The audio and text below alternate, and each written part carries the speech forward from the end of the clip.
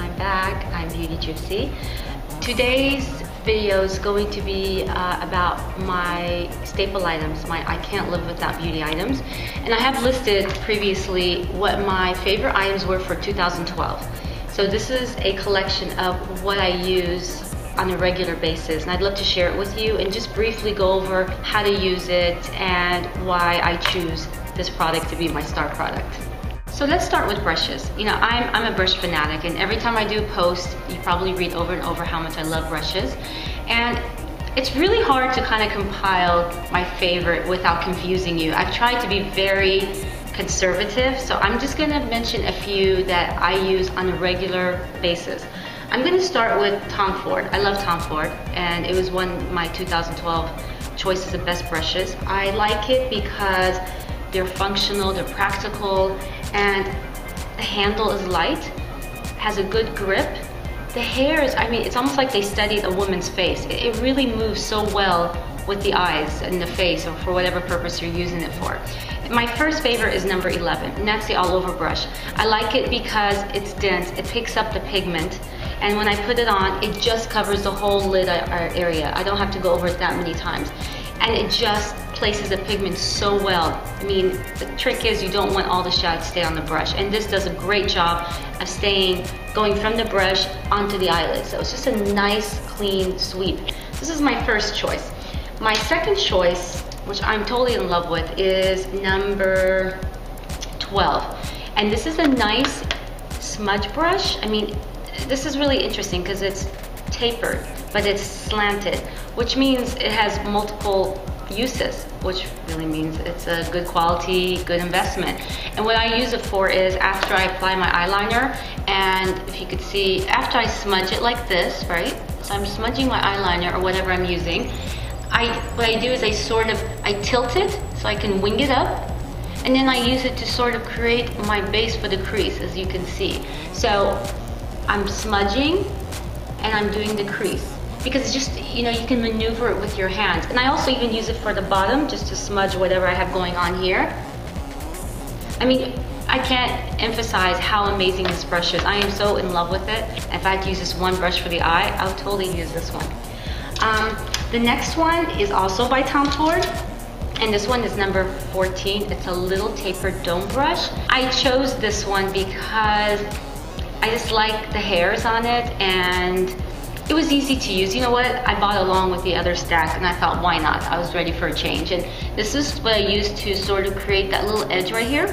You know, when you're doing a little smoky eye, this is what this is for. I mean, unless you're gonna do a very, very strong placement of eyeshadow, you could use it for that. But I use it mostly just to sort of bring the upper lid and lower lid shadows together and create that nice smoky look. So this is a really good one.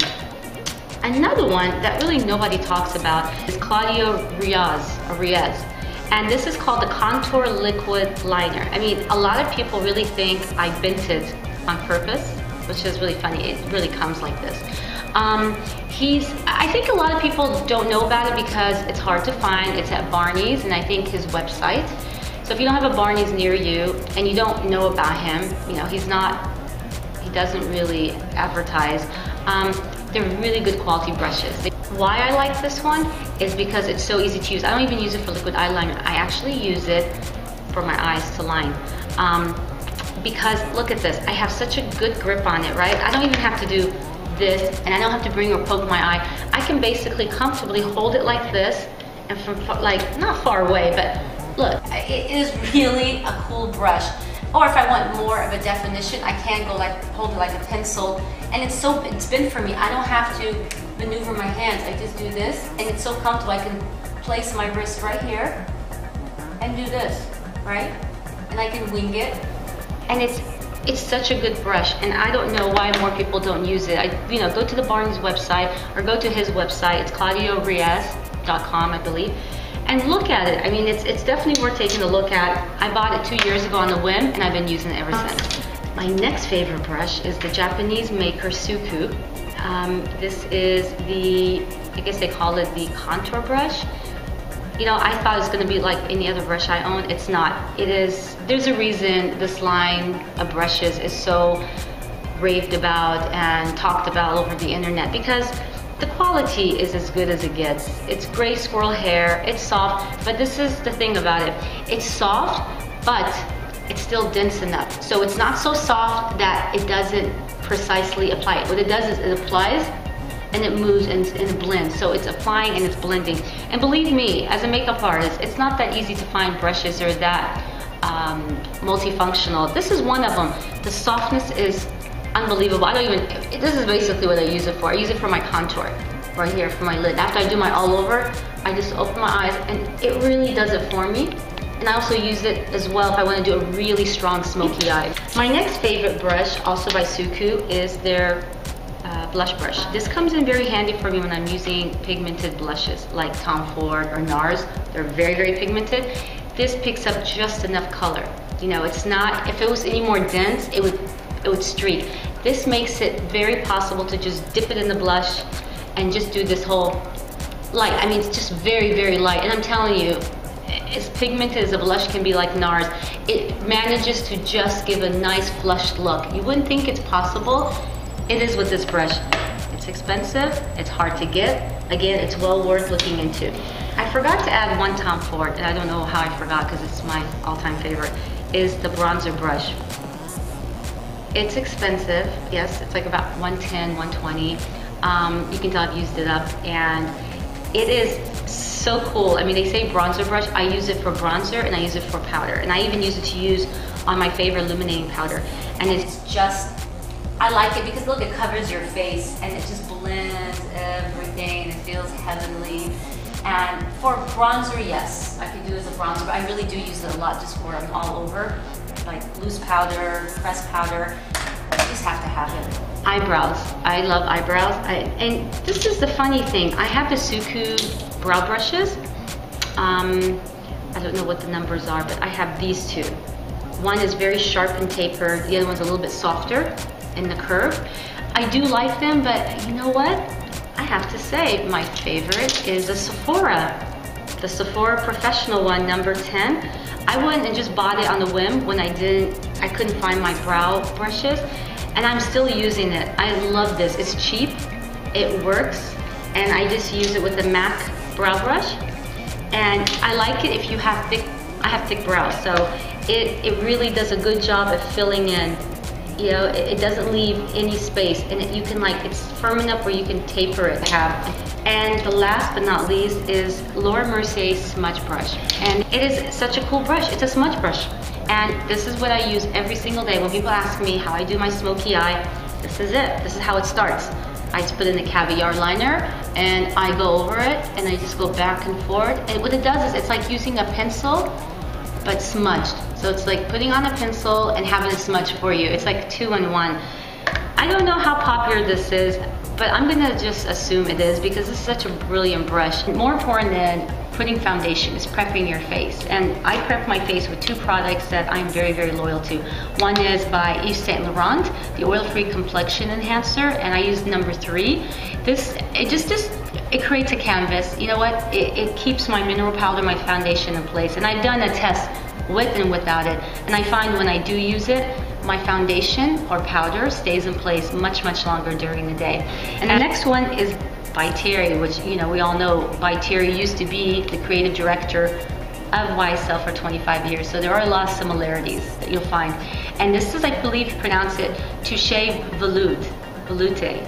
And this is sort of the Touche Eclat of YSL. But I actually prefer this because it is more of it's like a concealer highlighter. I put this in my purse and I have to tell you, I use it all day long. It blends beautifully.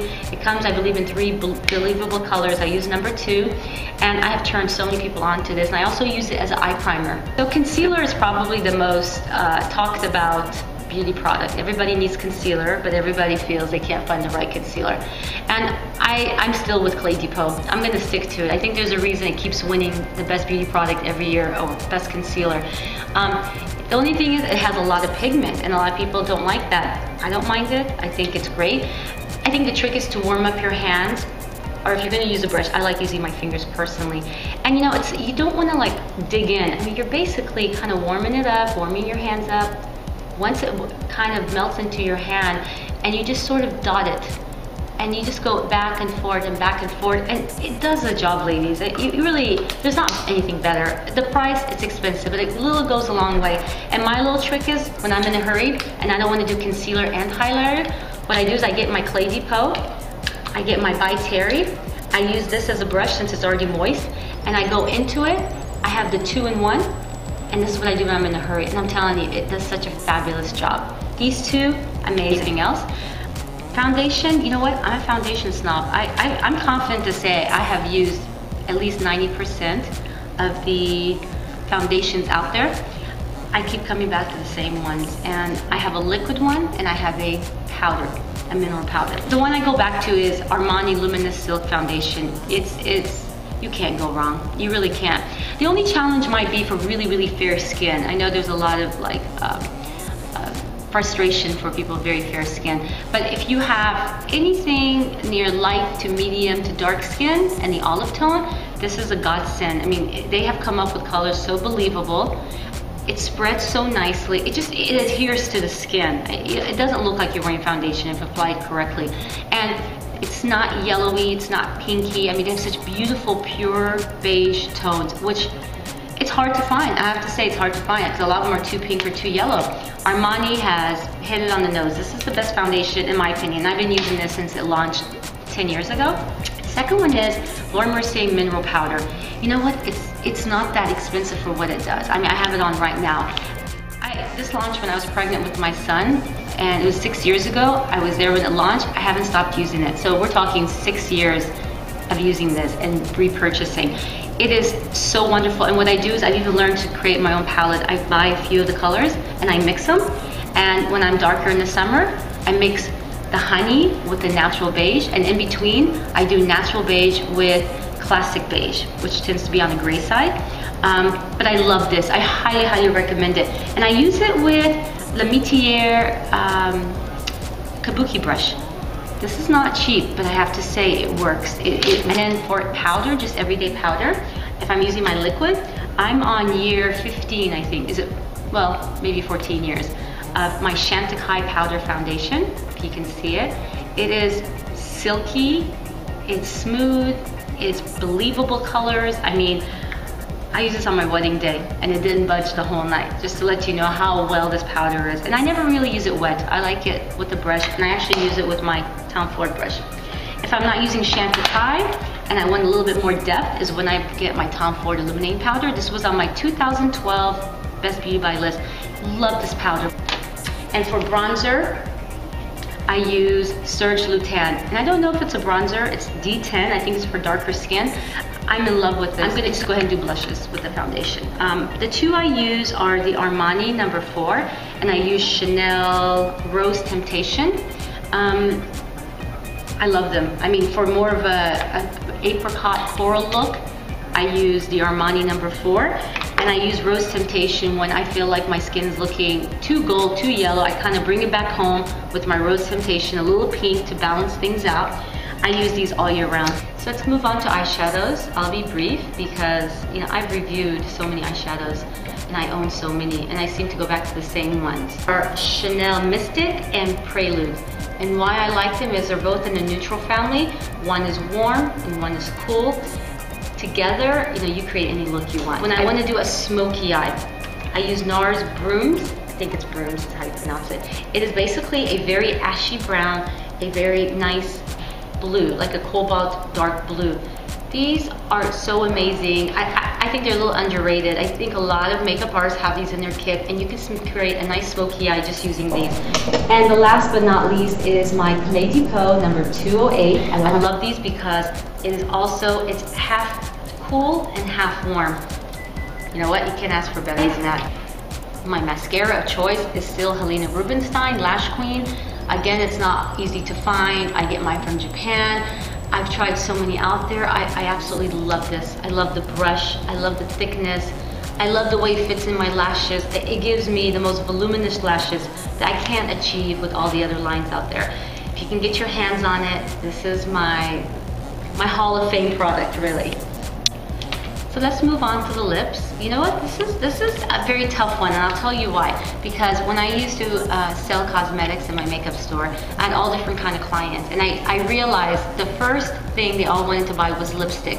Lipstick is such a mood purchase. It just depends on what mood you're in, what the weather's like. It's a very impulsive purchase, and a lot of people don't buy it necessarily according to what looks good on them. Sometimes they buy it because it's in the trend, or it's going to suit the mood they're in at the moment. I think for fun colors, for trendy colors, Chanel. You can't beat them. I mean, they come up with beautiful, I mean, look at these summer colors. I think I collect these. They're just so pretty to look at. They're like sorbet rainbow colors. When I want a little bit more, I think, density, a little bit more pigment, and make more of a statement, I love my Metier Glosses. Love them because the colors are definitely more exotic. They make a statement. They're more fun, I think. And the thing is, they're not only fun, they're classic colors. I mean, you can use these all year round, and I think I own almost all of them. I just chose 3 randomly just to show you. And this is in the cream formula. These come on beautifully. It's like a beautiful satin placement of color. But my everyday go-to color is by Chanel. It's called Sweet Beige, and I heard that they recently reformulated it. Unfortunately, I like the old formula, so I have one of each, and I'm holding on to my old formula. This is, if you're looking for that J-Lo nude, that pink nude, try Sweet Beige. It's absolutely gorgeous. So this is my list of Beautygypsy's favorite products or staple items, and I hope you enjoyed it. Until then, see you soon. This is Beautygypsy.